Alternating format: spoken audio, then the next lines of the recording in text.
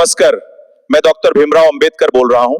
आज मैं आपको बताने आया हूं कि हिंदू कोड बिल से पहले इस देश की महिलाओं की हालात क्या थी।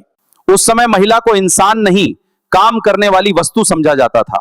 उसे बोलने का अधिकार नहीं था, सिर्फ सहने की शिक्षा दी जाती थी। बेटी अगर पैदा होती थी तो उसे पिता की संपत्ति से बाहर कर दिया जाता था।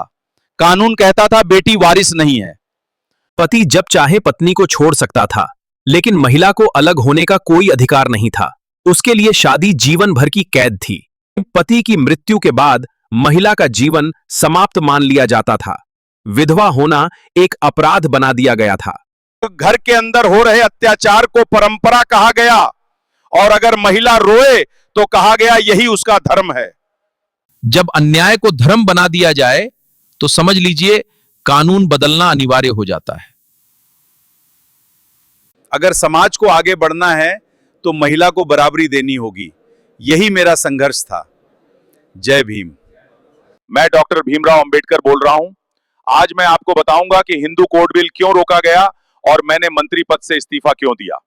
जैसे ही बिल आया, विरोध शुरू हो गया। कहा गया यह हमारी परंपरा के खिलाफ है। मेरे बिल पर नारा लगाया गया, धर्म खतरे में है। मैं पूछता हूं, क्या धर्म इतना कमजोर है? संसद में बिल पर फैसला नहीं हुआ, कभी समिति, कभी बहस, लेकिन वोटिंग नहीं। मुझसे कहा गया, इतना आगे मत जाइए, धीरे धीरे सुधार होगा। पर मैं न्याय में देरी को न्याय नहीं मानता।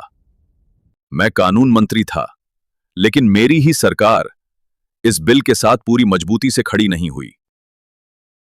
जब महिला को बराबरी नहीं मिली तो मैंने कुर्सी छोड़ दी। मैं पद के लिए नहीं, न्याय के लिए आया था। The Hindu Code Bill was not against religion. It was against injustice towards injustice. It was to protect human rights.